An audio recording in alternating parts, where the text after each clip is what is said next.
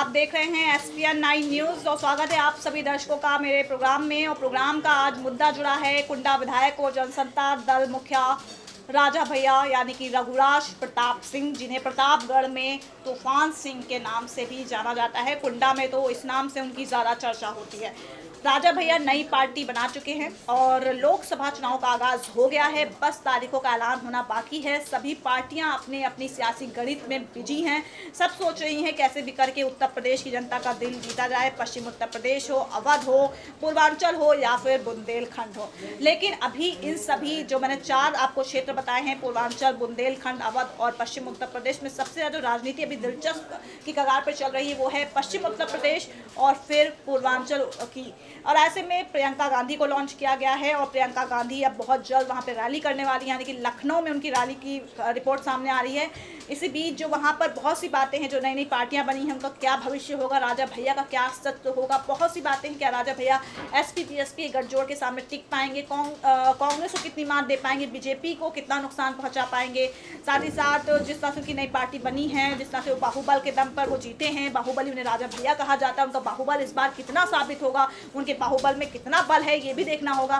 तो ऐसे में बहुत से उनके जो समर्थक है वो उनको तो कहीं ना कहीं पूरी तरह से वो आश्वस्त है कि राजा भैया इस बार कमाल कर सकते हैं। निस्संदेह जब कुंडा में कमाल कर सकते हैं तो वो उत्तर प्रदेश में या फिर प्रतापगढ़ या फिर पूर्वांचल में कमाल क्यों नहीं कर सकते। लेकिन उत्तर प्रदेश बहुत बड़ा राज्य है, बहुत से नेता यहाँ पर जो है न जाने कितने सालों से जो संघर्ष कर रहे हैं, तब जाके इनको एक मुकम्मल मुकाम मिला है। तो ऐसे में राजा भैया को भी बहुत ज़्यादा अपनी उस छवि से बाहर आना पड़ेगा।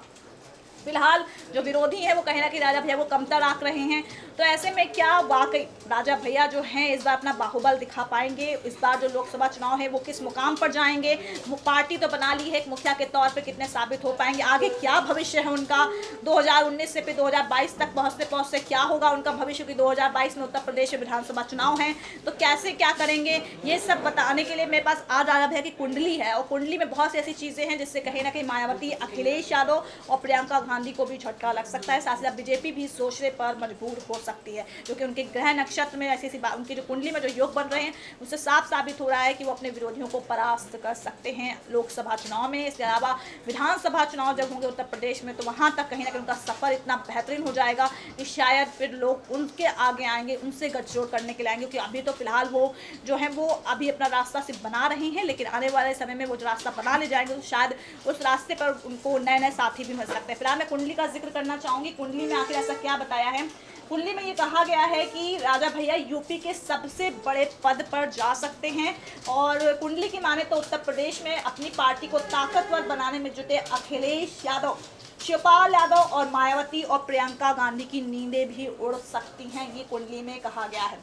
और जो एक जाने माने काशी विद्वत परिषद के संगठन मंत्री हैं जिनका नाम है आचार्य ऋषि द्विवेदी, उन्होंने राजा भैया की कुंडली निकाली है। और उनकी कुंडली के अनुसार क्या है राजा भैया के ग्रह नक्षत्र वो आप जान लीजिए। उन्होंने कहा है कि राजा भैया का जन्म मकर लग्न और कन्या राशि में हुआ है। अभी तक सफल राजनीतिक के तौर पर अपनी पारी खेल रहे राजा भैया अपने ग्रहों को चलते हमेशा चर्चाओं में रहते हैं और वर्तमान में नई सियासी पार्टी जनसत्ता बनाई है। राजा भैया की कुंडली में सबसे ऊंचे पद पर सबसे ऊंची महादशा चल रही है। और कुंडली के मुताबिक शनि की महादशा 9 जून साल 2014 से शुरू हुई है, जो 9 जून 2033 को खत्म होगी।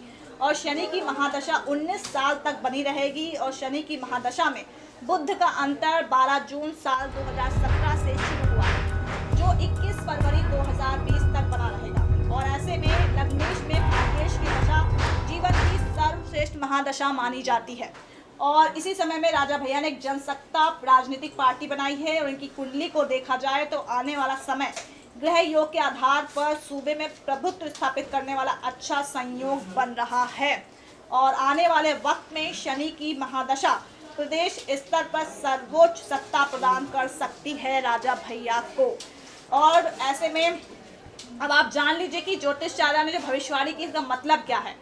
भविष्यवाणी के अनुसार ग्रहों का योग राजा भैया को राजनीति में बहुत आगे लेकर जाएगा। और कुंडा से 7 बार निर्दलीय चुनाव जीतने वाले राजा भैया प्रादेशिक स्तर पर बहुत बड़ा पद पा सकते हैं। और अभी तक राजा भैया को अन्य दलों का समर्थन मिलता था, लेकिन अब उनका भी दल अन्य पार्टियों को समर्थन देने वाला बन जाएगा।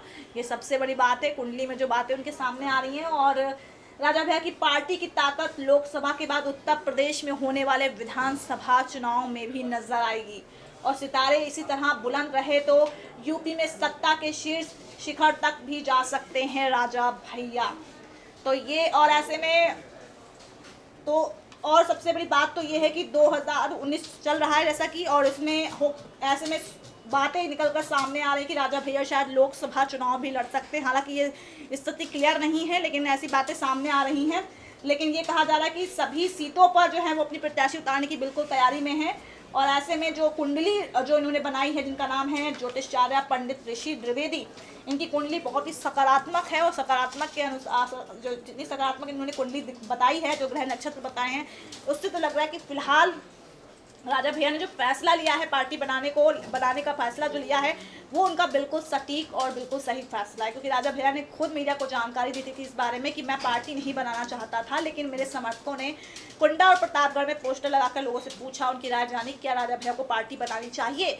तो जनता ने कहा कि राजा भैया अब आप इंडिपेंडेंट चुनाव आपने लड़ लिया, लेकिन आप मुखिया के तौर पर आप सियासी समर में आइए और दिखाइए अपनी ताकत कि आप कितने ताकतवर हैं। और सिर्फ कुंडा तक मत अपनी ताकत को सीमित रखिए, अब आप पूरे प्रदेश में अपनी ताकत को फैलाइए। और इसीलिए राजा भैया ने पार्टी बनाने की सोची। उन्होंने बीते साल ही अपनी पार्टी को लॉन्च भी कर दिया। अब लोकसभा चुनाव है, अब ऐसे में उन पर भी कई आरोप लग रहा है कि राजा भैया जो है एक कट्टर हिंदूवादी की राजनीति कर रहे हैं। कभी भी वो ऐसी बातें कह जाते हैं जिससे लगता है कि सर्जन हिताय सर्जन सुखाय की राजनीति पर काम कर रहे हैं। क्योंकि जिस तरह से वो अतीक अहमद को अपने साथ मिलाने के लिए कोशिश कर रहे हैं, उससे तो पता चल रहा है कि कहीं ना कहीं उनकी जो नज़र है वो सभी धर्मों पर है। वो सभी धर्मों को एक साथ लेकर चलना चाहते हैं और सभी एक नेता में ये क्वालिटी होनी चाहिए, गुण होना चाहिए कि वो सभी धर्मों के बारे में सोचे। अब ऐसे में जो कुंडली है, कुंडली के अनुसार बस एक लाइन में ये है कि उनका भविष्य बहुत बेहतर है और राजा भैया की जो पार्टी है वो आने वाले समय में समर्थन भी दे सकती है। वो उनकी पार्टी इतनी प्रबल दावेदार बन सकती है कि उनके समर्थन के बिना शायद किसी की सरकार नहीं बन सकती है। यानी कुंडली के अनुसार ये बातें खुलकर सामने आ रही हैं। शिवपाल सिंह यादव का जिक्र कर लेते हैं, क्योंकि शिवपाल सिंह यादव वो तो लगातार कहते रहते हैं कि मेरे समर्थन के बिना ना तो केंद्र में और ना ही राज्य में सरकार ही नहीं बनेगी। अब लेकिन राजा भैया की कुंडली के अनुसार ये है कि वो खुद ही इतने बड़े प्रबल दावेदार बन जाएंगे कि उनका समर्थन हर पार्टी लेना चाहेगी। अब ऐसे में उनका भविष्य तो बताया है, लेकिन लोकसभा में उनका क्या रिस्पॉन्स होगा अभी ये स्थिति क्लियर नहीं है इसमें। लेकिन हाँ, साफ सीधी बात यह है कि जिस तरह से कुंडली में बताया गया है वो उसके हिसाब से यूपी में सत्ता के शीर्ष शिखर तक भी राजा भैया जा सकते हैं। यानी कि शीर्ष शिखर तो मुझे तो लगता है मुख्यमंत्री पद ही हो सकता है, क्योंकि वही सबसे बड़ा सत्ता का सबसे ऊंचा पद है उत्तर प्रदेश में। तो आने वाले समय में हो सकता है कि सियासी गठजोड़ कुछ अलग तरह का नजर आए, क्योंकि वक्त है और राजनीति है। वक्त के अनुसार राजनीति कब करवट बदल लेती है किसी को पता नहीं चलता है। तो ऐसे में हम इस बात से भी मुँह नहीं फेर सकते हैं कि हो सकता है अगर कुंडली में ऐसा के योग बन रहे हैं तो राजा भैया एक वक्त हमें उत्तर प्रदेश के मुख्यमंत्री के तौर पर भी नजर आ सकते हैं। क्या सोचने में तो बहुत कुछ हो सकता है, तो फिर क्यों नहीं, जब योगी आदित्यनाथ सांसद लगातार रहते हुए मुख्यमंत्री बन सकते हैं, तो फिर राजा भैया जो कि गोंडा से निर्दलीय विधायक रहे बिना किसी पार्टी के सहारा लिए, तो वो क्यों नहीं बन सकते हैं। और राजनीतिक महत्वाकांक्षाएं हर किसी नेता की होती है जब वो पार्टी में आता है या खुद इंडिपेंडेंट तौर पर चुनाव लड़ता है। और राजा भैया का जो उनके समर्थकगण हैं उनके समर्थन करने में कमी नहीं है। अगर उनकी रैली पर फोकस किया जाए, तो बीते साल उन्हें 30 नवंबर को की थी लखनऊ के रमाबाई अम्बेडकर मैदान में, उससे साफ जाहिर हो रहा था कि उनकी रैली में जिस तरह से लोग वहाँ पर उमड़े थे, उससे साफ जाहिर हो रहा था कि उनके वो जो रैली थी उसको देखने के लिए लोग सिर्फ उत्तर प्रदेश के क्षेत्रों से नहीं आए थे, उत्तर प्रदेश के शहरों से नहीं आए थे, गाँवों से नहीं आए थे, बल्कि कई राज्यों से आए थे। और जिस तरह से ट्रेन उन्होंने बाकायदा बुक कराई थी लखनऊ तक के लिए, वो भी इस बात साफ बयां कर रही थी कि उनके समर्थकों में कितना जोश और खरोश है। लेकिन हाँ, तो ये सवाल ये भी उठता है कि जितनी भीड़ नज़र आई थी वो भीड़ वोट बैंक में कितनी तब्दील हो पाएगी। क्योंकि भीड़, जनता तो एक नज़र आती है हर किसी की रैली में, लेकिन वो जनता की जो वोट की ताकत है वो उस नेता के लिए कितनी जाती है, ये देखना दिलचस्प होता है। लेकिन हाँ, कुल मिलाकर कुंडली में जो बातें खुलकर सामने आई हैं उससे साफ साफ पता चल रहा है कि राजा भैया का भविष्य बहुत उज्जवल है। आने वाले वक्त में पार्टी बनाकर उन्होंने बिल्कुल सही फैसला लिया है। लोकसभा चुनाव में एसपी बीएसपी की गठजोड़ सहित वो प्रियंका गांधी और प्रधानमंत्री नरेंद्र मोदी या फिर यूँ कह लें बीजेपी को करारी मात दे सकते हैं। ऐसी उनकी जो है कुंडली की जो दशा है वो बयां कर रही है, जो योग उनके ग्रह नक्षत्र नजर आ रहे हैं। यानी कुल मिलाकर उनके लिए सब कुछ सकारात्मक है। और ऐसे में राजा भैया जिस तरह से अभी फिलहाल धीरे धीरे कोशिशें कर रहे हैं, धीरे धीरे अपनी जो ज़मीन तैयार कर रहे हैं। अंदर खेमे में तो बहुत सी बातें सामने आ रही हैं, खुल के ये भी आ रहा है कि पार्टी से पहले ही वो उम्मीदवार तय कर चुके हैं। ये भी कहा जा रहा है कि 80 लोकसभा सीटों पर चुनाव लड़ेंगे। चुनाव लड़ना अलग बात है, चुनाव जीतना अलग बात है, क्योंकि चुनाव जीतने में भी पैसा बहुत लगता है। पैसा कहाँ से आएगा वो भी देखना होगा, और जो बातें खुलकर सामने आ रही हैं वो कितनी सही होती हैं ये भी देखना होगा, क्योंकि चुनाव हर कोई कहता है कि ऐसी सीटों पर चुनाव लड़ेंगे। शिवपाल ने भी कहा है, ऐसा नहीं है, सभी कहते हैं, लेकिन कितने सीटों पर लड़ते हैं वो देखना दिलचस्प होगा। लेकिन हाँ, कुल मिलाकर अंत में बस निष्कर्ष के तौर पे ये है कि राजा भैया की कुंडली बहुत सकारात्मक है और वो सत्ता के शीर्ष शिखर तक पहुंच सकते हैं। यानी कि इशारों में समझदार के लिए इशारा ही काफ़ी है कि उनका भविष्य, सियासी भविष्य बहुत बेहतर है। और अभी वो सिर्फ और सिर्फ निर्दलीय विधायक और एक पार्टी के मुखिया बने हैं, लेकिन आने वाले समय में वो किसी और पद पे भी जा सकते हैं। तो देखते हैं आगे क्या कुछ होता है उत्तर प्रदेश में राजा भैया का भविष्य, और देखते हैं कुंडली कितनी सटीक साबित होती है। तो दर्शकों, आज खास प्रोग्राम में बस इतना ही। होगी आपसे फिर मुलाकात, लेकिन तब तक के लिए नमस्कार।